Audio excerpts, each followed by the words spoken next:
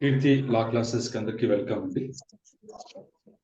Junior advocates కి legal knowledge అందించే క్రమంలో ఫ్రీ ఆన్లైన్ క్లాసెస్ నిర్వహిస్తున్నాం కదా. అందులో భాగంగా ఇవాళ భారతీయ నాగరిక సురక్ష సంహిత అందులో మనం చాప్టర్ 22 సమ్మరీ ట్రయల్స్ ఇక్కడ నుంచి మనం మొదలు పెడదాం. దయచేసి మ్యూట్ చేసుకోండి, ఎవరు చాలా డిస్టర్బ్ చేస్తున్నారు ప్లీజ్. అనిత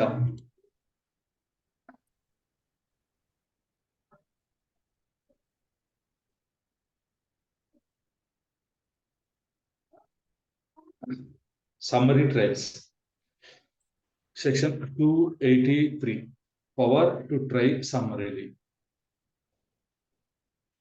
కోరుకున్నటువంటి పవర్ అధికారం ఏముంది, సమ్మరీ ట్రయల్ జరిపేటువంటి అధికారం ఏ కేసుల్లో ఉంది, ఇక్కడ ఏ పద్ధతి పాటిస్తారు అన్న దాని నుంచి ఈ చాప్టర్లో తెలుసుకున్నాం.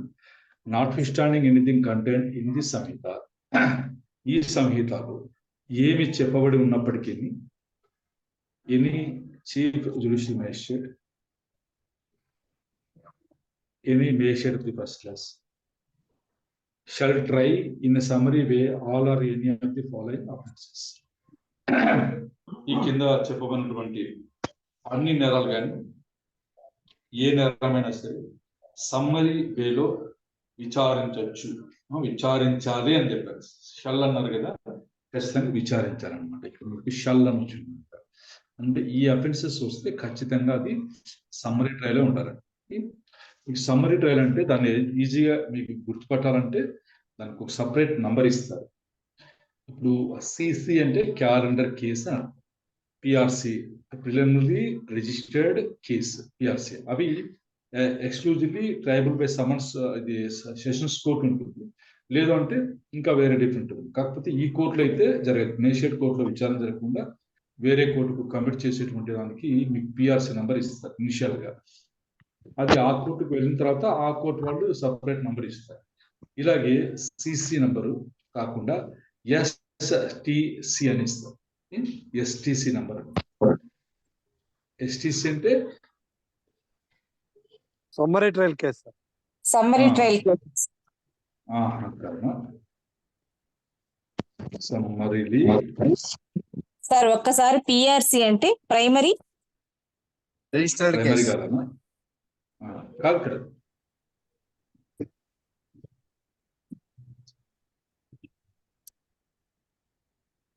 పిఆర్సి అక్కడ రాసానా? Okay sir. Primarily registered cases, preliminary registered cases, preliminary registered case. ఇది సమ్మరీ ట్రైబల్ కేసు నంబర్ ఇస్తారు. ఇందుకు ఎస్టిసి అంటారు అనమాట. ఎస్టిసి నంబర్, ఎస్టిసి నంబర్ ఇది మీకు గుర్తుకొస్తుంది చెప్తుంది. ఎస్టిసి అంటే సమ్మరీలీ ట్రైబల్ కేసు అనమాట. ఇది దీనికి ఉన్న సపరేట్ విధానం అయితే దీనిలో చెప్పారు. చీఫ్ జ్యుడిషియల్ మేజిస్ట్రేట్ కానీ magistrate of the first class కానీ ఈ కింద చెప్పబడిన నేరాలు అన్ని కానీ అందులో ఏ నేరమైనా సరే ఖచ్చితంగా సమ్మరీ వేలోనే ట్రై చెయ్యాలి, విచారించాలి. ఏమేమి నేరాలు ఉన్నాయి చూద్దాం. Theft under subsection 2 of 303, theft అన్న నేరం ఒకటి. మళ్ళీ 305, 306 బిఎన్ఎస్ ఉంది, wear the value of the property stolen does not exceed 20,000 rupees. ఇది ఆ దొంగలు చెప్పిన సొత్తు వాల్యూ వచ్చేసి 20,000 మించకుండా ఉంటే ఈ సెక్షన్ల కింద ఈ సెక్షన్లు ఏవైతే ఉన్నాయో ఉన్నటువంటి దొంగతనం థెఫ్ట్ కేసు వచ్చేసి మీకు ఎస్టిసిగానే చేయాలన్నమాట. Next receiving or returning stolen property and subsection 2 of section 317 Bharatiya Nyaya Sanhita. ఇక్కడ మీకు సెక్షన్ 317 ఎప్పుడు డస్ నాట్ ఎక్సీడ్ 20,000 రూపీస్ ఈ క్రమంలో మీరు ఎస్టిసిగా విచారించాలి. Assisting in the concealment or disposal of stolen property under subsection 5 of section 317 ఇది ఈ నేరం కూడా డస్ నాట్ ఎక్సీడ్ 20,000 రూపీస్ ఉంటే అది కూడా ఎస్టీసీగానే విచారించారు. Next offences under subsection 2 and 3 of section 331 of B and S. 331 ఏమొస్తుంది? House trespass. 331.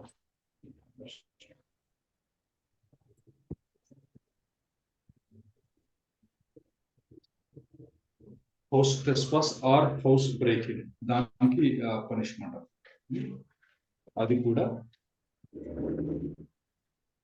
ఎస్టీసీగానే విచారించారు. Next insult with intent to provoke a breach of peace, శాంతికి భంగం కలిగించేటట్టుగా అవమానం చేయడానికి, అది కూడా 352 కింద వచ్చేటది. And intimidation under section 351. ఇది 506 ఉన్నది, ఇప్పుడు 351 అయింది. ఈ రెండు నేరాలు కూడా ఎస్టీసీగానే విచారించబడతాయి. ఏమున్నాయి? సెక్షన్ 352 మళ్ళీ 351 ఇవి కూడా ఎస్టీసీగా విచారించాలి. నెక్స్ట్ ఈ పైన చెప్పబడిన నేరాలన్నీ అబెట్మెంట్ అంటే బట్టి ప్రోత్సహిస్తే కూడా అది కూడా ఎస్టీసీగానే చేయాలి. Next an attempt to commit any of the foregoing offenses when such attempt is an offense. Attempt చేయడం కూడా నేరమైన పరిస్థితుల్లో ఈ నేరాలన్నీ అటెంప్ట్ చేశారనుకోండి, అప్పుడు అవి కూడా ఎస్టీసీగానే చేయాలి. Next any offence constituted by an act in respect of which a complaint may be made under section 20 of the Cattle Trespass Act. ఈ క్యాటిల్ ట్రెస్పాస్ యాక్ట్ లో ఏదైనా ఒక పని చేస్తే నేరం అయ్యేటువంటి పరిస్థితి, దాని గురించి మీరు కంప్లైంట్ చేయగలిగే పరిస్థితి ఉంటే అది కూడా ఎస్టీసీగానే విచారించాలన్నమాట. అందులో సబ్సెక్షన్ 2 ది మేజిస్ట్రేట్ మే అంటే చేయకపోవచ్చు అని after giving the accused reasonable opportunity of being heard, అతను చెప్పింది విన్న తర్వాత అతనికి ఆపర్చునిటీ ఇచ్చి for reasons to be recorded in writing, అందుకు గల కారణాలు రాతపూర్వకంగా రాసి try in a summary way all or any of the offences not punishable with the death or imprisonment for life or imprisonment for a term exceeding 3 years. Exemption ఏమేమి ఇచ్చారు? ఎన్ని ఇచ్చారు? ఇది ఒకటి, death to life imprisonment and imprisonment a term which is exceeding 3 years. 3 years. ఇవి కాకుండా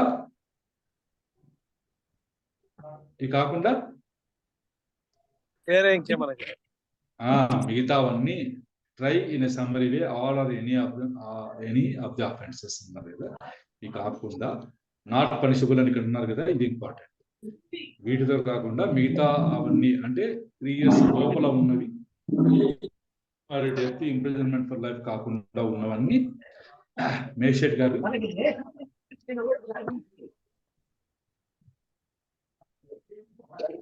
మే అంటే అర్థం చేయొచ్చు, చేయకపోవచ్చు అనమాట.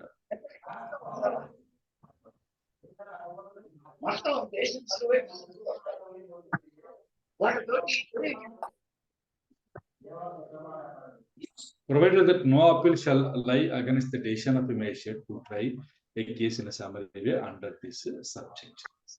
ఈ ఒకవేళ ఆయన తీసుకున్న నిర్ణయం ఏదైతే ఉందో దాని మీద అయితే అప్పీల్కి వెళ్ళడానికి అయితే ఉండదు అనమాట. దీని కింద ఈ సబ్సెక్షన్ కింద దిస్ సబ్ సెక్షన్, ఈ సబ్సెక్షన్ 2 ఉంది కదా, ఈ సబ్సెక్షన్ మేజిస్ట్రేట్ గారు ఏం చేయొచ్చు? 3 సంవత్సరాలకు లోపల శిక్ష విధించదగ్గ నేరాలన్నీ ఏం చేయొచ్చు? సమ్మరీ వేళ ఎస్టీసీలుగా కూడా చేయొచ్చు. అలా తీసుకున్న నిర్ణయం పైన మీరు అప్పీల్ అయితే చేయగలరు, అప్పీల్ అయితే కూడదు. Next when in the course of a summary trial it appears to the magistrate that the nature of the case is such that it is undesirable to try summarily, the magistrate shall recall any witness who may have been examined and proceed to rehear the case the manner provided by this summary. సరే, ఎప్పుడైనా సరే ఈ first ఏమైనా ఎస్టీసీగా దీన్ని విచారించాలని number ఇస్తాడు, summary trial అనుకుంటాడు. తర్వాత పోను విచారణ జరుగుతుండగా మేజిస్ట్రేట్ గారికి ఏమనిపిస్తుంది? అరే ఇది సమ్మరీ వేలో విచారించకూడదు అని అనిపించింది. అలాంటప్పుడు ది మేజిస్ట్రేట్ షల్ రీకాల్ అని విట్నెస్, అంటే ఖచ్చితంగా అప్పటికే విచారించినటువంటి విట్నెస్ ఎవరైనా ఉన్నారో వాళ్ళని తిరిగి పిలిపించి పిలిపించి మళ్ళీ రీహియర్ ది కేస్, మళ్ళీ ఫస్ట్ నుంచి వినాలని. Rehear the case in the manner provide by the Sanhita. ఈ సంహితలో ఏ మేనర్ లో చెప్పబడి ఉందో ఆ ప్రకారంగా మళ్ళీ కేసుని రీహియర్ చేయాలన్నమాట. మేజిస్ట్రేట్కి ఏం పవర్ ఉంది?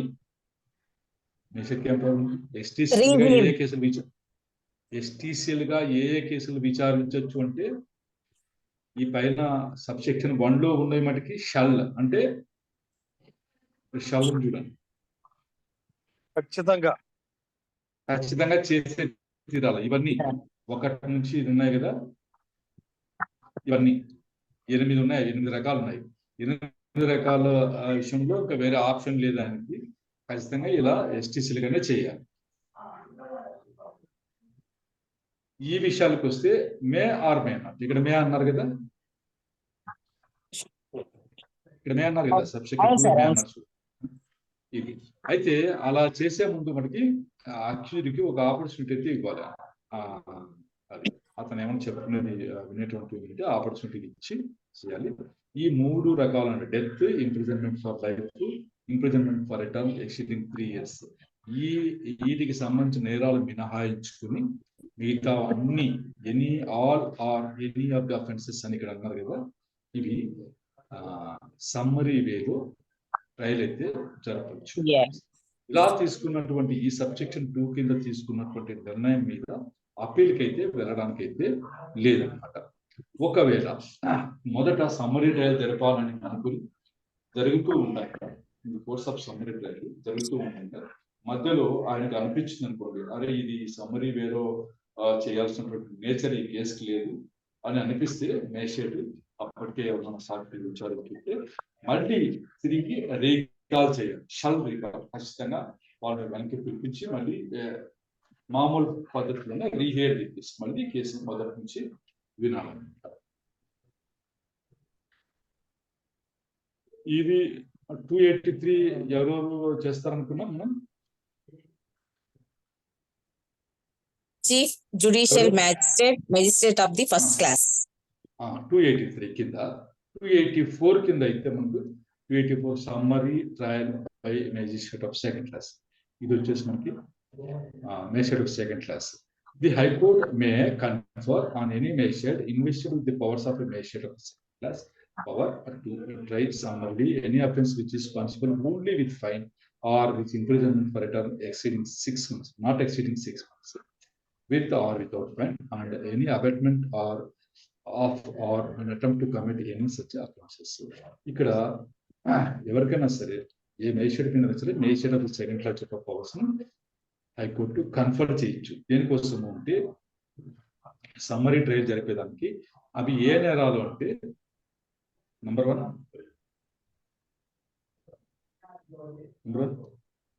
Fine, punishable. Fine. Only with fine. జరిమానా మాత్రమే విధించదగ్గ నేరాలు. నెక్స్ట్ లేదంటే or with imprisonment for a term not exceeding 6 months, 6 నెలల కంటే ఎక్కువ శిక్ష విధించలేనివి. అది అందులో మళ్ళీ విత్ ఆర్ వితౌట్ ఫైన్ ఉండొచ్చు, జరిమానా ఉండొచ్చు, జరిమానా లేకుండా కూడా ఉండొచ్చు. ఇవి తర్వాత వీటి యొక్క అబేట్మెంట్ ఆఫ్, వీటిని ఎవరైనా ప్రోత్సహించినా సరే, వీటిని చేయడానికి ఎవరైనా ప్రయత్నించినా సరే, ఈ నేరాలన్నిటినీ సమ్మరీ ట్రయల్ జరిపే పవర్ ఏ మేజిస్ట్రేట్ కైనా సరే ఇవ్వచ్చు. ఏ మేజిస్ట్రేట్ కైనా magistrate of the second class ఉన్నటువంటి పవర్స్ కన్ఫర్ చేసేటువంటి అధికారం హైకోర్టు. కాబట్టి 284 కింద magistrate of the second class కేసుల్ని ఎస్టీసీఎల్ గా విచారిస్తారు.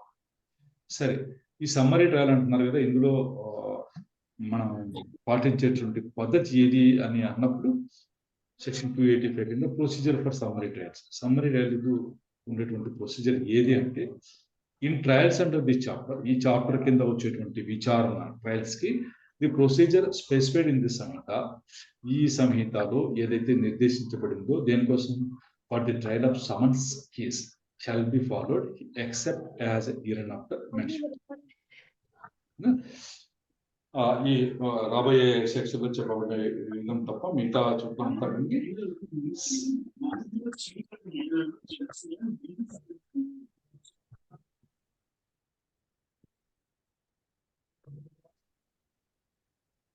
ట్రయల్ ఆఫ్ సమన్స్ కేసెస్ కి ఏదైతే పద్ధతి ఉంటుందో అదే పద్ధతి పాటించాలి.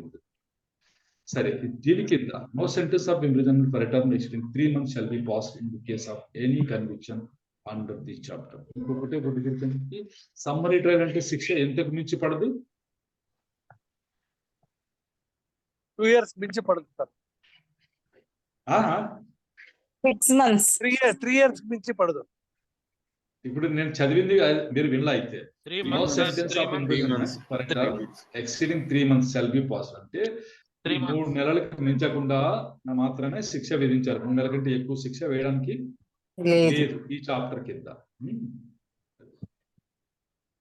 నెక్స్ట్ ఇందులో రికార్డ్ ఎలా ఉంటుంది అన్నప్పుడు మీరు 286 recording summary trials in every case state summary ఎస్టీసీలుగా విచారించబడినటువంటి వీటిల్లో the magistrate shall enter in such form as the state government direct the following particular namely. ఈ పర్టికులర్స్ అయితే అందులో ఉంటాయన్నమాట.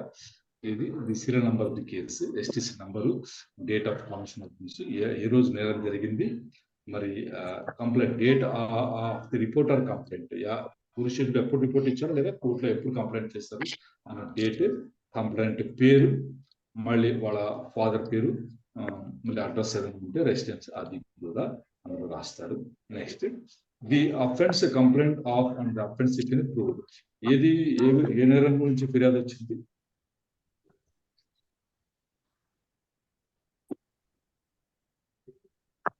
The offense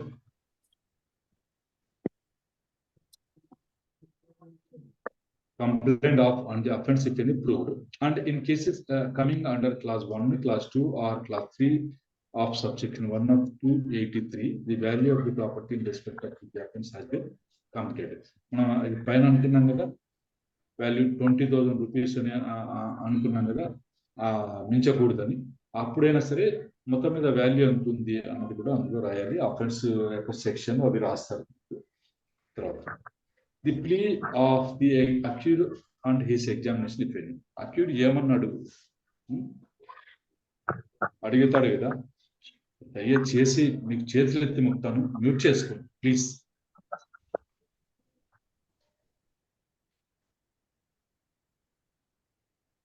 the plea of the accused and his examination. Accused ఏమన్నాడు, నేరం ఒప్పుకున్నాడా, అతను ఏం చెప్పాడు అన్నది అదొకటి. ది ఫైండింగ్, మొత్తానికి ఏం ఫైండింగ్ ఉంది అన్నది అదొకటి. మరి శిక్ష వేసుంటే ఇంకొక శిక్ష కానీ ఇంకోటి ఏమన్నా వేసుంటే the sentence or the other final order, అంతిమంగా ఏమి ఆర్డర్ ఇచ్చారు అన్నది ఒకటి. The date on which proceedings terminated, ఎప్పుడు ముగిశాయి అన్నది. ఇది కూడా సింపుల్ గా రికార్డు ఇంతే ఉంటుంది ఎస్టీసీలో. Next 287 judgment in cases tried summarily. మరి ఎస్టీసీలుగా విచారించబడిన కేసులో జడ్జిమెంట్ అన్నది అంటే తీర్పు అన్నది ఎలా ఉంటుంది అన్నది in every case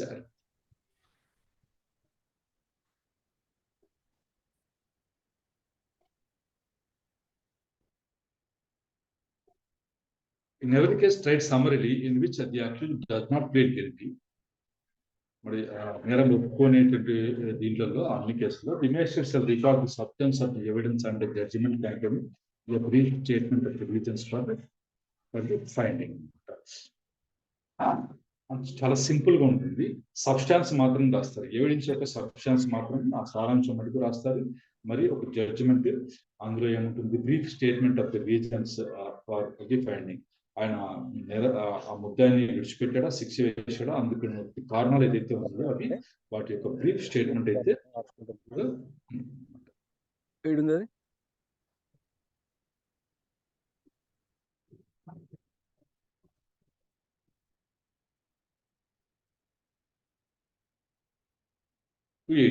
language of record and judgment. ఆ జడ్జిమెంట్ యొక్క రికార్డ్ జడ్జిమెంట్ మరియు రికార్డ్ యొక్క లాంగ్వేజ్, భాష ఎలా ఉండాలి అన్నది.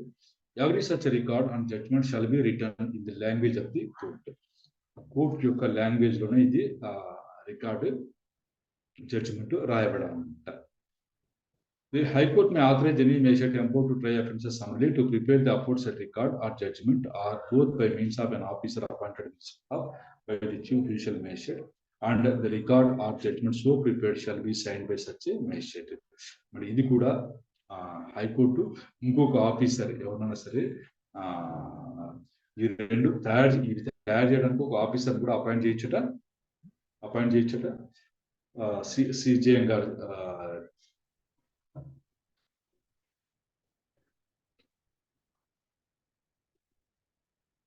The High Court may authorize any magistrate empowered to try offences summarily to prepare the aforesaid record or judgment or both by means of an officer appointed by the chief judicial magistrate. High Court వచ్చేసి magistrate గారికి empowerment ఇస్తుంది. ఏమని? ఈ record CJM గారు appoint చేయబడి ఏ officer చేతి అయినా సరే తయారు చేయించేటువంటి పవర్ ఆ మేజిస్ట్రేట్ గారికి హైకోర్టు ఇవ్వచ్చు అనమాట, అధికారం ఇవ్వచ్చు అనమాట. ఇది సమ్మరీ ట్రయల్ గురించి. ఈ సమ్మరీ ట్రయల్ లో ఎలా ఉంటాయి జడ్జిమెంట్స్ తీసుకుని వస్తాను. జడ్జిమెంట్ కాపీ ఇంట్లో పెడతాను. వచ్చేసి మీరు మన గ్రూప్ లో ఒక ఆయన చెక్ బౌన్స్ కేసు నేను గెలిచాను, ఇది జడ్జిమెంట్ అని పోస్ట్ చేశారు. ఎవరైనా చూసారా? అవును సార్, పెట్టారు. అందులో మీరు చూసారో లేదో, తమిళ్లో ఉంది డిపోజిషన్.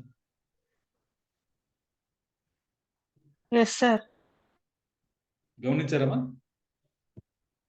అవును సార్, చదవడానికి తీస్తే తమిళ్లో ఉంది సార్. తమిళ్లో అది ఏమన్నా ఇది ఉపయోగించారు. Shall be written in the language of the court. Language మనకి తెలుగు, కానీ మన వాళ్ళు రాయరు. నెక్స్ట్ ఇది అయిపోయింది. సమ్మరీ ట్రయల్స్ గురించి అయితే అయిపోయింది. ఇప్పుడు మోస్ట్ ఇంపార్టెంట్ చాప్టర్, ఇది ఎగ్జామ్ లో కూడా మీకు వచ్చేటువంటి అవకాశం ఉంటుంది. Chapter 23 plea bargaining. అంటే మామూలుగా నేరం ఒప్పుకుంటాము, శిక్ష తగ్గించండి అని. ఏమంటే బార్గెనింగ్ అంటే ఏమంటాము? మనవి చేసుకోవడం. ప్లీ బార్గెనింగ్ కరెక్ట్ ఏమో, కానీ బార్గెనింగ్ అంటే ఏమంటాం మనం? బేరం. రూపాయలు అంటాడు, మనం 20 వేసుకోవాలి అలా అనమాట. అలా కోర్టుకి ఈయనకి మధ్యలో ఈ ప్లీ బార్గెనింగ్ జరుగుతుంది. చూద్దాం.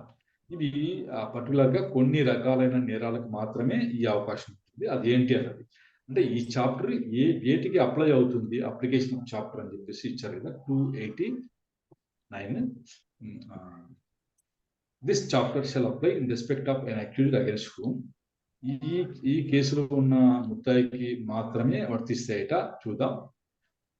The report has been forwarded by the officer in charge of the police station under section 193, alleging therein that an offence appears to have been committed by him other than an offence for which the punishment of death or of imprisonment for life or of imprisonment for a time exceeding 7 years has been provided under the law for the time being in force.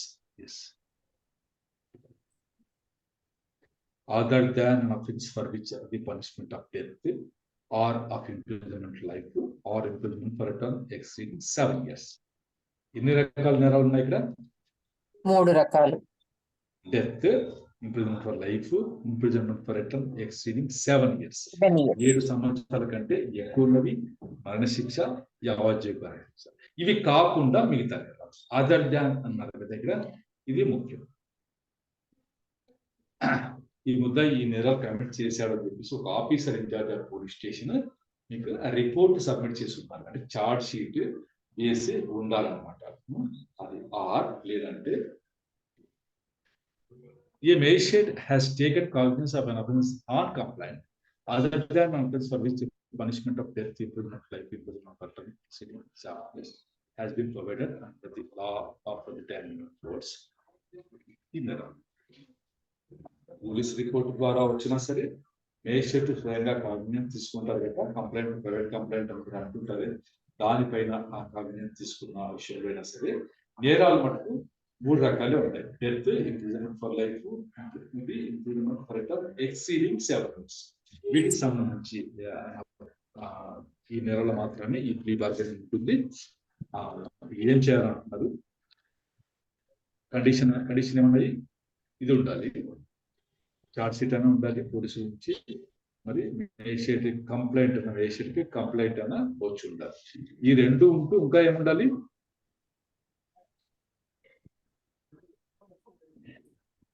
And అన్నారు కదా, ఈ రెండు ఉంటూ ఏం చేయాలంటే after examining complaint and witnesses under section 223 issued the process under section 227 but does not apply where such offense affects the socio-economic condition of the country or have been committed against women or a child. సరే, ఈ private complaint లో ఏమై ఉండాలి? Complaint witnesses ని examination చేసి ఉండాలి, వాళ్ళ statement record చేసి ఉండాలి, మరియు issued the process under section 227. Process అంటే ఏంటి? సమన్లు, వారెంట్లు అలాంటివి ఇష్యూ చేయడం అంటే వాటిని ప్రాసెస్ ఇష్యూ చేయడం అంటారు. కాకపోతే ఈ నేరాలు ఎవరికి వర్తించవు అంటే economic condition of the country affect చేసేది అదొకటి. మళ్ళీ or has been committed against women or a child, మహిళలు లేదా పిల్లలకు సంబంధించి వాళ్ళకు అగనెస్ట్ గా చేసినటువంటి నేరాలకి, తర్వాత సోషియో ఎకనామిక్ కండిషన్ కంట్రీని దెబ్బతీసే విధంగా ఉన్నటువంటి నేరాలకి ఇది వర్తించదు అని చెప్తున్నారు. సరే,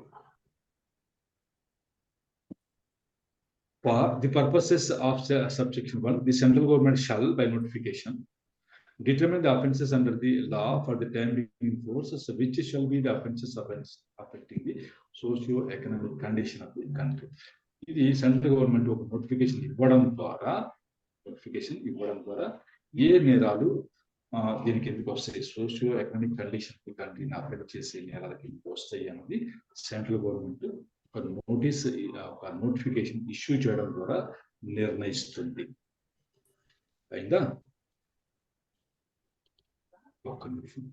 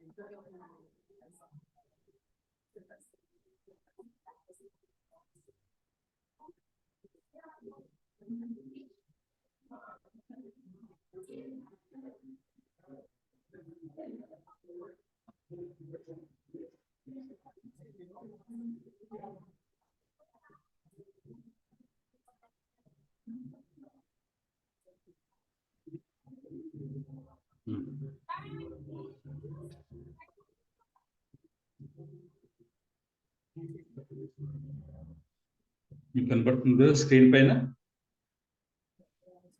పైన కనిపిస్తుందా? కనిపిస్తుంది సార్. ఇది సెంట్రల్ గవర్నమెంట్ ఇష్యూ చేసినటువంటి నోటిఫికేషన్.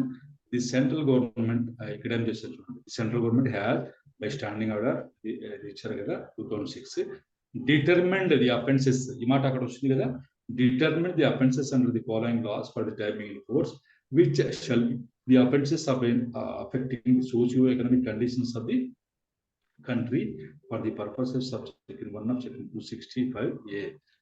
ప్లీ బార్గెనింగ్ మీద దాని గురించి ఇవి ఈ కింద చెప్పబడినటువంటి చట్టాల్లో ఉన్నటువంటి నేరాలన్నీ దేశం యొక్క సోషియో ఎకనామిక్ కండిషన్ ని దెబ్బతీసే నేరాలు అని సెంట్రల్ గవర్నమెంట్ డిటర్మిన్ చేసి ఒక నోటిఫికేషన్ అయితే ఇష్యూ చేస్తుంది అన్నమాట. ఇది ఇవన్నీ మొత్తం 19 చట్టాలకు సంబంధించి ఇది ఉంది. ఇది మీకు పెట్టేదా? ఈ గ్రూప్ లో పెడతాను, మళ్ళీ తీసుకోండి. మీకు ఇది ఉంటేనే మీకు అర్థమవుతుంది ఏ నేరాలు కి ప్రీ బార్గెనింగ్ వర్తించదు అన్నది మీకు అర్థమవుతుంది. అయిందా? Okay sir.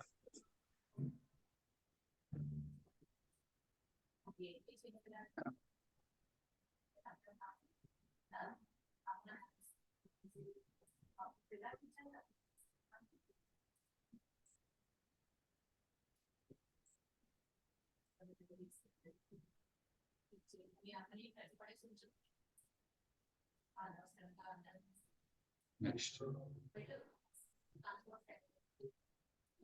దయచేసి మ్యూట్ చేసుకోండి ప్లీజ్.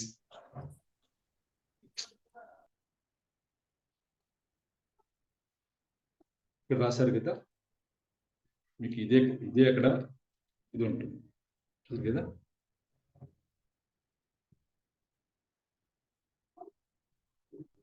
సబ్జెక్ట్ 2లో రాశారు కదా, for the purpose of subject 1 the central government shall by notification determine the offences under the law for the timing in force అన్నారు కదా, దానికి సంబంధించిన నోటిఫికేషన్ ఇందాక మీకు చూపించింది.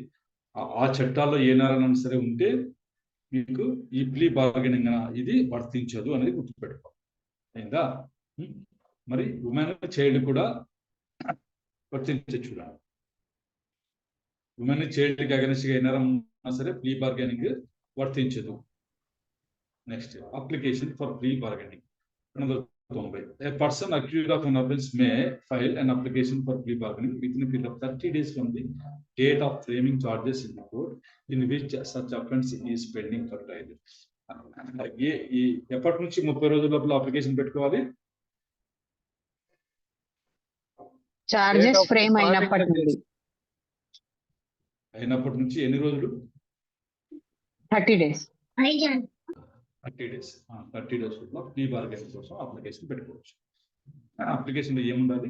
The application under subsection 1 shall contain a brief description of the case relating to which the application is filed, including the offence to which the case relates to, and shall be accompanied by an affidavit sworn by the accused stating therein that he has voluntarily preferred, after understanding the nature and extent of punishment provided under the law for the offence, plea bargaining in his case, and that he has not previously been convicted by a court in which he had been charged with the same offence. ఈ రకంగా affidavit కూడా ఇవాళ దానికి accompany చేయాల్సి ఉంటుంది. అందులో ఏం రాయాలి? Stating therein that he has voluntary preferred. Okay, I'm voluntary preferring this application. Number 1. I understood the nature and extent of punishment provided under the law for the offence అని చెప్పేసి కూడా నెంబర్ 2 రాయాలి. అయిందా? తర్వాత I have not been convicted, previously convicted by a court అని చెప్పేసి కూడా ఇవ్వాల్సి ఉంటుంది. ఇలా అఫిడవిట్ కూడా ఇవ్వాల్సి ఉంటుంది. ఆ కేసు గురించిన సంగతులన్నీ బ్రీఫ్ డిస్క్రిప్షన్ కూడా అందులో రాయాల్సి ఉంటుంది. సరే, అతను అప్లికేషన్ ఇచ్చాడు, అఫిడవిట్ తో సహా సబ్మిట్ చేశాడు. After receiving the application under subsection 1 తీసుకున్న తర్వాత కోర్టు ఏం చేయాలి? Court shall issue notice to public prosecutor or the complainant of the case and to the accused to appear on the date fixed for the case. మరి ABP తర్వాత complaint of the case, ఆ కేసులో ఫిర్యాదు దానికి ముద్దాయికి ముగ్గురికి నోటీసులు ఇచ్చి ఒక డేట్ ఫిక్స్ చేస్తారు. ఆ రోజు అపియర్ కండి అని చెప్పేసి. Next, when the public prosecutor or the complainant of the case and the accused appear on the date fixed. ఇక్కడ అండ్ ఆర్ అని ఎట్లా వస్తుందో మీరు చూస్తూ ఉండాలి. ఇక్కడ ఏమొచ్చింది? ఇక్కడ మధ్యలో ఏమొచ్చింది? ఎవరో ఒక్కరే ఉంటారు. పబ్లిక్ ప్రాసిక్యూటర్ ఆర్ ఉందా? Complainant or the complainant. ఇక్కడ కూడా public prosecutor or the complainant, ఇద్దరు రాదు. మళ్ళీ public prosecutor or the complaint and the appear on the date fixed in subsequently. వాళ్ళు అపియర్ అయితే the court shall examine the accused in camera. In camera అంటే వీళ్ళు ఎవరు? ఇన్ కెమెరా అంటే ఎవరు లేనప్పుడు ముద్దాయిని ఎగ్జామిన్ చేసి, where the other party in the case shall not be present. Other party వచ్చేసి అక్కడ ప్రెజెంట్ గా ఉండదు, ఆయన ప్రత్యేకంగా అడుగుతుంది, విచారిస్తుంది. To satisfy itself that accused has filed application voluntary. అతను తనంతటి తను స్వచ్ఛందంగా ఫైల్ చేశాడు అని తృప్తి పడడం కోసం కోర్టు ఏం చేయొచ్చు? అక్యూజ్డ్ ని ఇన్ కెమెరా ఎగ్జామిన్ చేయొచ్చు. and where the court is satisfied that the application has been filed by the accused voluntarily, అతను స్వచ్ఛందంగా ఫైల్ చేశాడు అని కోర్టు తృప్తి చెందితే it shall provide time not exceeding 60 days to the public prosecutor or the complainant of the case and the accused to work out a mutually satisfactory disposition of the case. ఎంతకాలం time ఇవ్వచ్చు వాళ్ళకి? Not exceeding 60 days. 60 days. దేనికోసం 60 days మించకుండా time ఇస్తుంది. దేనికోసం? ఎవరికి ఇస్తుంది? Public prosecutor లేదా complaint కి మరియు ముద్దాయికి ఇస్తుంది. దేనికోసం ఇస్తుంది? To work out a mutually satisfactory disposition of the case. కూర్చొని మాట్లాడుకుని ఒక ఒప్పందానికి రండి, మీరు మ్యూచువల్లీ సాటిస్ఫాక్టరీ ఇద్దరికి తృప్తి ఉండే విధంగా ఒక ఒప్పందానికి రావటం కోసం 60 days మించకుండా కోర్టు షాల్ ప్రొవైడ్ టైం అయితే ప్రొవైడ్ చేస్తుంది. ఆ మ్యూచువల్లీ సాటిస్ఫాక్టరీ డిస్పోజిషన్ ఉన్నారు కదా, అందులో ఏముండదంటే which may include giving to the victim by the accused, ముద్దాయి చేత విక్టిమ్ కి ఇది ఇవ్వబడాలి. ఏది? The compensation and other expenses during the case and thereafter fix the date for further hearing. అందులో ఏముంటుందంటే విక్టిమ్ ఉంది కదా, బాధితురాలు కానీ బాధితులు కానీ ఎవరన్నా ఉంటే వాళ్ళకి ముద్దాయి చెల్లించాల్సినటువంటి కాంపెన్సేషన్, నష్టపరిహారం, మళ్ళీ ఇతర ఖర్చులు డ్యూరింగ్ ది కేసు అనమాట. ఆ ఖర్చులు, కేసు జరుగుతున్న ఖర్చులు, ఆ ఖర్చులు చెల్లించేది కూడా ఆ ఒప్పందంలో భాగంగా ఉండాలి. దాని తర్వాత thereafter fix date for further hearing of the case. 60 days time ఇస్తూ మళ్ళీ కేసు ఇంకో డేట్ కి వాయిదా వేసి ఆ డేట్ కి ఫిక్స్ చేస్తారు court. Next, the court find that the application has been filed involuntarily by the accused. మరి అది వాలంటరీగా వేశాడు అనే కోర్టు సాటిస్ఫై అయితే ఈ ప్రకారంగా లేదు. The court find that application has been filed involuntarily by the accused, అంటే అతనికి ఇష్టం లేకుండా ఫైల్ చేశాడు అని కానీ, or he has previously been convicted by court in a case in which he had been charged with the same offense. ఇలాంటి నేరానికి charge మోపబడి శిక్షించబడ్డాడు ఇంకొక కేసులో ప్రీవియస్ గా అని కోర్టుకి అనిపించినా సరే కోర్టు ఏం చేయొచ్చు? It shall proceed further in accordance with the provisions of this సెమికా from the stage such application has been filed on subject. ఏ స్టేజ్ నుంచి అప్లికేషన్ వేస్తారో ఆ స్టేజ్ నుంచి మళ్ళీ ప్రొసీడ్ కావచ్చు. ఏ స్టేజ్ నుంచి మొదలవుతుంది? ఇవి చార్జెస్ ఫ్రేమ్ అయిన తర్వాత 30 రోజుల లోపల పైన అనుకున్నాం కదా, అనుకున్నాం the date of framing charge in the court అనుకున్నాం కదా పైన. అక్కడ నుంచే మళ్ళీ చార్జెస్ ఫ్రేమ్ అయిన స్టేజ్ నుంచి మామూలుగా మొదలవుతుంది. సరే, 291. ఇప్పుడు ఇద్దరికి తృప్తికరంగా ఉన్నటువంటి ఒక మ్యూచువల్లీ సాటిస్ఫాక్టరీ డిస్పోజిషన్ అని అన్నారు కదా ఒప్పందం, దానికోసం గైడ్ లైన్స్ కూడా ఇచ్చారు. In working out a mutually satisfactory disposition under clause A of section 4 of section 290, the court shall follow the following procedure. ఈ ఫాలోయింగ్ ప్రొసీజర్ ని కోర్టు ఫాలో కావాలి. నేమ్లీ ఏమన్నది? నీ కేసు ఇన్స్టిట్యూట్ అనే పోలీస్ రిపోర్టు, పోలీస్ వాళ్ళు charge sheet ఇచ్చిన case అయితే the court shall issue notice to public prosecutor, the police officer who has investigated the case, the accused and the victim of the case to participate in the meeting to work out A satisfactory disposition of the case. ఈ కేసులో అంటే police వాళ్ళ చేత charge sheet వేయబడిన కేసులో court ఎవరికి notice ఇవ్వాలి? Public prosecutor, next police officer who has investigated the case, 2 the accused, 3 and the victim of the case, 4. ఈ నలుగురికి నోటీసులు అయితే ఇస్తుంది. దేనికోసం?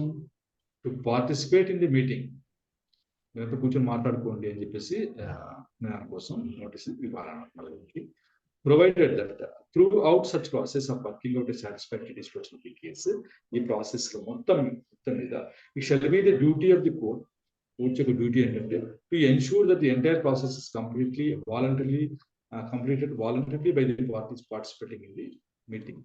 వీళ్ళు ఎక్కడైనా సరే విక్టిమ్ కానీ, అక్యూజ్ కానీ, పోలీస్ కానీ, పబ్లిక్ ప్రాసిక్యూటర్ కానీ ఇన్వాల్వ్ ఉంటుంది. అంటే ఎవరు బలవంతం పెడితే ఇలా చేస్తారు లేకపోతే స్వచ్ఛందంగానే ఉండేటట్టు చూసేటువంటి డ్యూటీ ఇదే. ఒకటి అంటే ఎవరి మీద బలవంతంగా ఇది చేయకుండా వాళ్ళు స్వచ్ఛందంగా విక్టిమ్ ఏదైనా నష్టపరిహారానికి ఒప్పుకునే క్రమంలో అతని ఇష్టం, ఎవరు బలంతో పెట్టదు, అక్యూజ్డ్ కూడా బలంతో పెట్టదు, ఇంత ఇవ్వు అని అట్లాంటివి. అవన్నీ ఎవరిని బలంతో పెట్టకుండా వాలంటరీగా జరిగేలాగా చూసేటువంటి బాధ్యత కోర్టుకి అయితే వచ్చింది. Shall be the duty of the court అన్నమాట. Next, provided further that the accused if he so desires may participate in such meeting which is certificate if he engaged in నాకు చట్టం తెలియదు అవన్నీ నేను మాట్లాడాను, మా లాయర్ గారు వస్తారని చెప్పేసి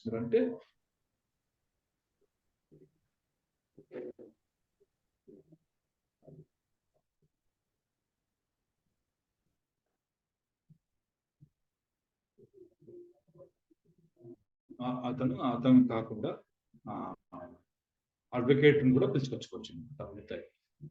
ఇన్ కేసు ఇన్స్టిట్యూటెడ్ అదర్వైజ్ అని పోలీస్ రిపోర్ట్ పైన చెప్పిందంతా పోలీస్ రిపోర్ట్ చార్జ్ షీట్ వేసినప్పుడు ఈ పరిస్థితి, చార్జ్ షీట్ కాకుండా otherwise and police report the court shall issue notice to the accused of the victim of the case to participate in meeting to work out a satisfactory disposal of the case. ఎందుకంటే ఈ private complaint లో ఎవరు ఉంటారు, ఇద్దరు పార్టీలే ఉంటారు కదా, వాళ్ళిద్దరికి మీరు కూర్చొని మాట్లాడుకోండి.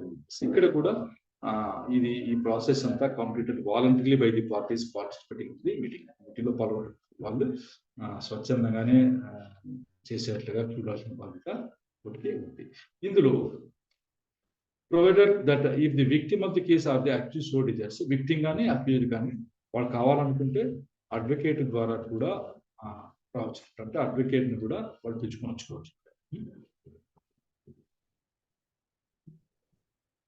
Next 290 crore report of mutually satisfactory disposal to be submitted to court. వీళ్ళు కలిసి ఇద్దరికి ఆమోదయోగ్యం ఉన్నటువంటి తృప్తికరంగా ఉన్నటువంటి డిస్పోజల్ ఒప్పందానికి వచ్చినప్పుడు దాని గురించి తెలియజేయాలి కోర్టుకి.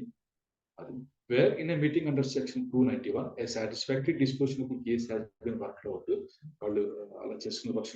the court shall prepare a report of such disposition which shall be signed by the presiding officer of the court and all other persons who participated in the meeting lo palgonnavanti andaru sign cheyalandulo. And if no such disposition has been worked out, alanti oppandam edi leni pakshamlo the court shall record such observation. అది observation అంటే వీళ్ళు కూర్చొని మాట్లాడుకున్నా కూడా ఒక ఒప్పందాన్ని పెట్టు రాలేకపోయారు అన్న విషయం అయితే కోర్టు రికార్డ్ చేసి and proceed further in accordance with the process of setup in the stage of the application and subject 1 of 290 has been filed in such a case. మామూలుగా చార్జెస్ ఫ్రేమ్ స్టేజ్ నుంచి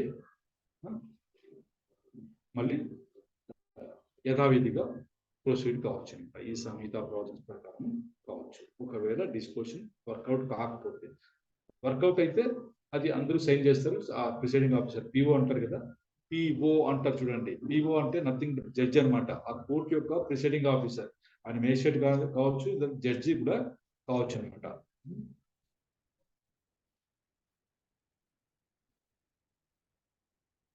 సరే, 293 disposal of case where the satisfactory disposal of the case has been worked out under section 292. The court shall dispose of the case in the following manner. ఈ కింద చెప్పబడిన పద్ధతిలో దాన్ని కేసుని dispose చేయాలి. ఎలా అంటే the court shall award the compensation to the victim in accordance with the disposition under section 292 and here the parties of the quantum of the punishment releasing of the accused on probation of good conduct or after admonition or for dealing with the accused in the process of probation of Offenders Act or any other law for the timing follow the procedures specified in the succeeding clauses for imposing the punishment on the accused. ఏమేమి ఇవ్వచ్చు అంటే మొదట ఏం చేస్తుంది, court shall award the compensation to the victim in accordance with the disposition of 292. 290 లో victim కి compensation ఇచ్చేటప్పుడు first award చేయాలి. ఒప్పుకుంటారు కదా ఇంత కాంపెన్సేషన్ ఇస్తామని చెప్పేసి ఒప్పందంలో అది అవార్డ్ చేయాలి. Next here the parties and the quantum of punishment, శిక్ష ఎంత అది ఉంటుంది కదా క్వాంటమ్ ఆఫ్ పనిష్మెంట్, దాని గురించి చెప్పుకునేది ఏమైందా అని చెప్పేసి పార్టీస్ కూడా అడుగుతుంది.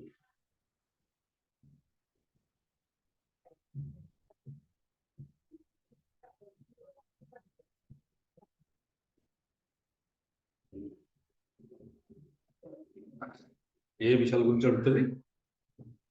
Number one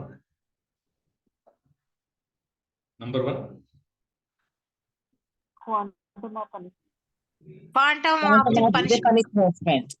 Number 2, releasing of accused on probation of good conduct or after admonition section 4. ఇది రెండోది. అతన్ని probation of good conduct after admonition 401 section కింద మందలించి వదిలేయడం, మంచి ప్రవర్తన కలిగి ఉండాలి నువ్వు అని చెప్పేసి వదిలేయడమా అన్న విషయం రెండోది. లేదంటే for dealing with the accused on process of probation దీని కింద డీల్ చేయడమా ముద్దాయిని, అది మూడవది. అయితే నెక్స్ట్ దీని గురించి వాళ్ళు చెప్పేది విన్న తర్వాత అంటే ఎంత శిక్ష విధించాలి అన్న విషయం, క్వాంటమ్ ఆఫ్ పనిష్మెంట్ గురించి అయినా సరే, లేదు release probation of conduct after అడ్మానిషన్ దీని కింద రిలీజ్ చేయడం గురించి, next probation of offenders act కింద డీల్ చేసే విషయం గురించి పార్టీలు చెప్పింది విన్న తర్వాత విని మన తర్వాత అండర్ దగ్గర తర్వాత మరియు వినాలి మరియు follow the procedure specified in the succeeding clauses for imposing the punishment on the accused. మరి ఇదంతా అయిన తర్వాత ఈ సబ్సిక్వెంట్ క్లాజెస్ అంటే రాబోయేటువంటి క్లాజెస్ లో ఏదైతే ఇది ఉందో ప్రొసీజర్ దాన్ని ఫాలో కావాలి. దేనికోసం?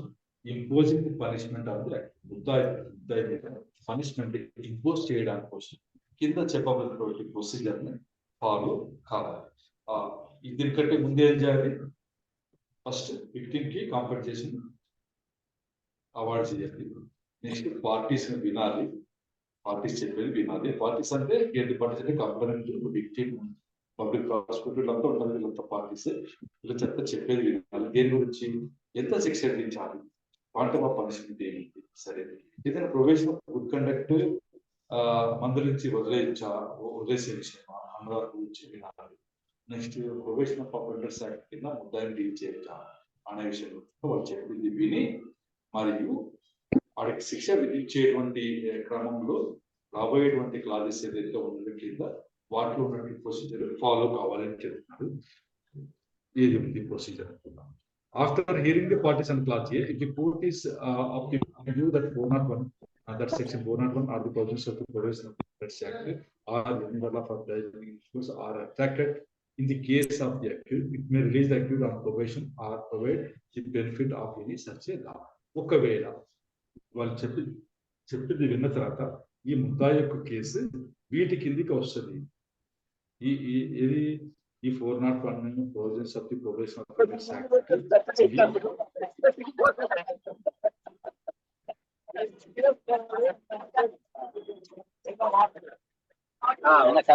Act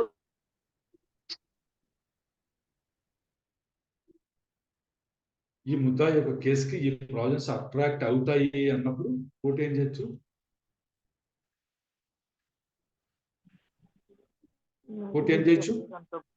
May release the accused on the probation or provide the benefit of any such law. ఇది 401 ఇక్కడి వరకు రిలీజ్ ది అక్యూజ్డ్ అన్నమాట. Release the accused. ఈ ఎనీ అదర్ లా ఉంది కదా for the timing in force అని, దీనికి ఏదైతే ఇందులో ఏమన్నా బెనిఫిట్ ముద్దాయికి వచ్చేట్టుకుంటే ఆ బెనిఫిట్ ని ప్రొవైడ్ చేయడం. ఇది 2 రకాలు ఇలా చేయొచ్చు. ఈ కేసు ముద్దాయి యొక్క కేసు 401 సెక్షన్ కిందకి వస్తుంది అన్నా సరే, లేదు probation of offenders act section కింద అట్రాక్ట్ అవుతుంది అన్నప్పుడు దాన్ని వదిలేయచ్చు. లేదా వేరే చట్టంలో ఏదైనా బెనిఫిట్ ఉంటే అప్పుడు బెనిఫిట్ ని ముద్దాయికి కల్పించవచ్చు, ప్రొవైడ్ చేయొచ్చు.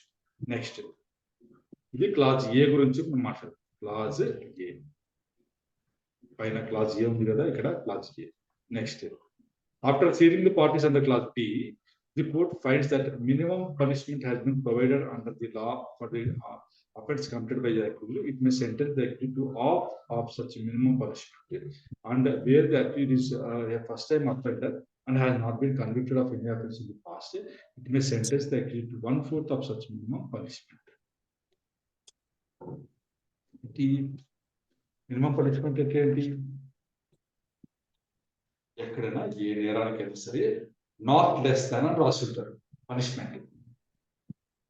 ఇంకా ఎక్కడైనా ఏ నేరానికి సంబంధించిన పనిష్మెంట్ నాట్ లెస్ దెన్ అని రాశారనుకోండి, that is called minimum minimum punishment. Punishment. కనీస శిక్ష ఇంత ఉండాలి, ఇంతకు తగ్గి ఉండకూడదు, ఇంతకు తగ్గకుండానే మీరు విధించగలిగారు శిక్ష. నాట్ లెస్ దెన్ అని రాశారు, suppose not less than 5 years అని రాశారు. ఒక కేసులో అతను చేసిన నేరం గురించి శిక్ష ఎంత ప్రిస్క్రైబ్ చేయబడిందంటే should not be less than 5 years అని. అలాంటప్పుడు అతనికి శిక్ష ఎంత వేయాలి? 5 సంవత్సరాల కంటే తక్కువగా లేకుండా వేయాలి. కాదమ్మా,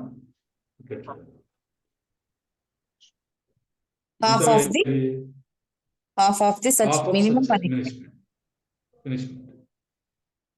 మామూలుగా అయితే అయిందా? అయింది కదా. హాఫ్ అంటే 5 సంవత్సరాలు హాఫ్ ఎంత అవుతుంది? 2.5. 2.5 సంవత్సరాలు. నేను ఎగ్జాంపుల్ చెప్తున్నాను. అయిందా? అయింది. తర్వాత ఒకవేళ where the accuse first time offender, మొదటిసారి నేరం చేసిన వాడు ఉండి అండ్ మరియు has not been convicted of any offence in past, అంటే పూర్వం ఏ కేసులో కూడా అతనికి శిక్ష విధించబడకుండా ఉంటే కోర్టు ఏం చేయొచ్చట? It may sentence the accused to 1/4 of such minimum punishment. 5 సంవత్సరాలు 1/4 ఎంత? 1 year 3 months. 1 year 3 months. అది 1/4 అంట. 1 year 3 months కూడా వేయచ్చు. ఇట్ మే అన్నారు, మళ్ళీ ఖచ్చితంగా వేసి తీరాలని నిబంధన ఏమి ఇట్ మే అన్నారు కదా. ఇది 1/4 ఆఫ్ సచ్ మినిమం పనిష్మెంట్. ఖచ్చితంగా. నెక్స్ట్, ఒకవేళ in case after hearing the parties on clause B, the court finds that the offense committed by the accused is not covered under clause B, clause C, clause B, clause C కిందకి రాలేదు అని అనుకున్నప్పుడు, then it may sentence the accused to 1/4 of the punishment provided or extendable for such offense, and where the accused is offender and has not been convicted of any offense in the past, sentence accused to 1/6 of the punishment provided or extendable for such offense. సరే, పైన చెప్పిన విధంగా బిలోకి సిలోకి అతను రాలేదంటే probation of offenders రాలేదు, 401 section కింద కూడా రాలేదు. తర్వాత వచ్చేసి ఇతను ఈ హాఫ్ ఆఫ్ మినిమం పనిష్మెంట్ ఉన్నారు కదా, దీని కింద కూడా అతను రాలేనప్పుడు కోర్టు ఏం చేయొచ్చు అంటే డీలో ఇచ్చారు. ఏమన్నారు? It may sentence the accused to 1/4 of the punishment provided or extendable for such offence. ఇది చెప్తాను. ఇప్పుడు ఒక కేసుకి వచ్చేసి ఇంప్రిజన్మెంట్ ఫర్ 3 years అని అన్నాను. 3 years. 3 years లో 1/4 ఎంత అవుతుంది? 9 months. 9 months. 9 months. Yes, sir. 9 months. అయిందా? సరే, అయింది. ఇంకో కేసులో ఏమైంది? which may be extended to 7 years అన్నారు. may be extended to 7 years. 7 years. 7 years. Extendable అంటే అర్థం 7 years వచ్చి ఎక్స్టెండ్ చేయొచ్చు అన్నారు. 7 years లో 1/4 ఎంత అవుతుంది?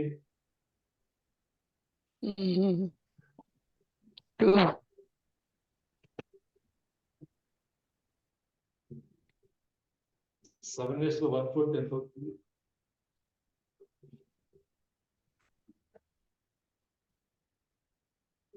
Hello,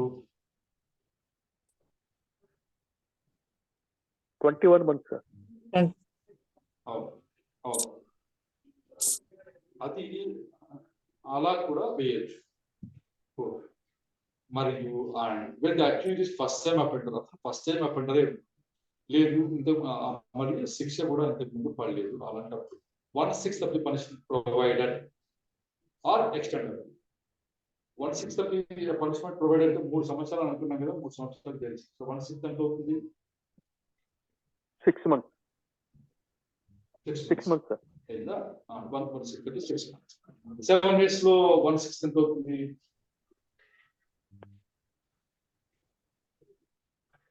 14 months, sir. 14. అలా విధించవచ్చు అని చెప్పేసి అంటారు.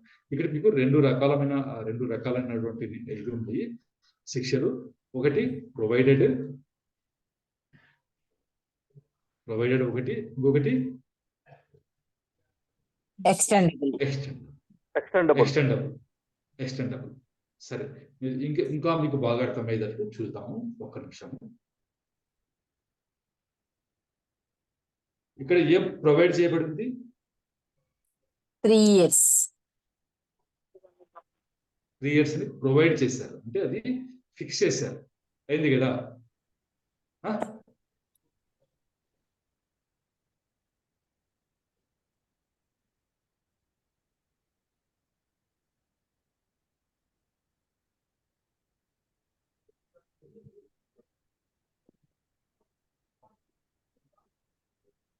ఇట్లా ఏదైనా సరే మీ ఎక్స్టెండెడ్ అంతా మీరు చూడండి.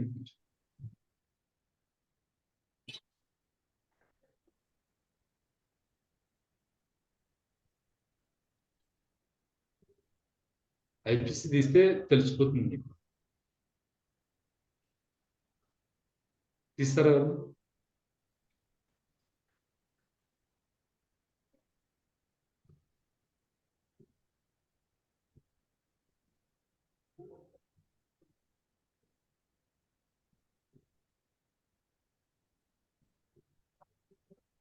తీస్తారా?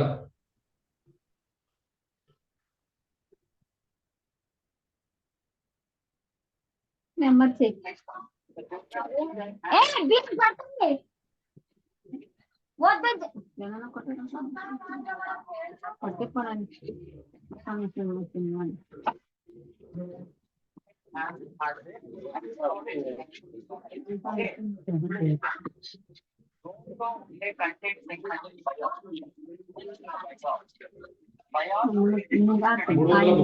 తీయండి.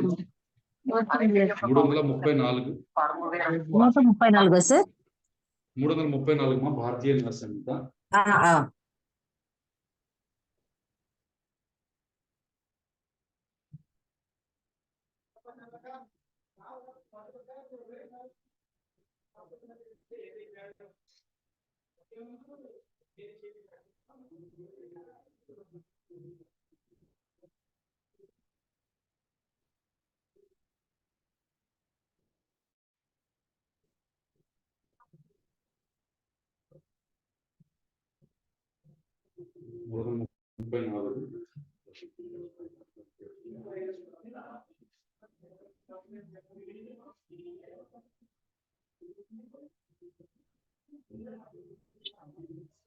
dishonestly breaking open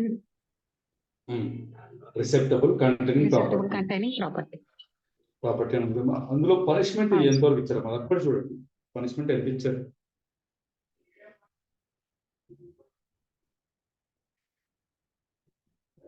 For the term which may extend to 2 years. Which may extend to అనే మాట అన్నారు కదా అక్కడ. Sir. మరి రెండో దాంట్లో సబ్ సెక్షన్ 2 లో ఏమన్నారు? Which may extend to 3 years and with 3 fine years. or both. అలా అని చెప్పేది. ప్రొవైడర్ అంటే ఫిక్స్ అయి ఉండాలి. విచ్ మే ఎక్స్టెండ్ టు అని అన్నారు అనుకోండి, అది కూడా ఇక్కడ చెప్పింది అదే అనమాట. ప్రొవైడర్ కి మళ్ళీ ఎక్స్టెండెడ్ కి తేడా అదే అనమాట. ఇక్కడ ఏమన్నా ప్రొవైడెడ్ అన్నట్టు. ప్రొవైడర్ అంటే ఫిక్స్ చేసి ఉండాలి. ఎక్స్టెండబుల్ అంటే ఎంతవరకు ఎక్స్టెండ్ చేయాలి, మేబీ ఎక్స్టెండెడ్ టు అని రాసింటారు చూడండి, అదే అలా అనమాట. సరే, ఈ జడ్జ్మెంట్ ఆఫ్ ది కోర్ట్ నుంచి రేపు చదువుకుందాం, చేస్తాను.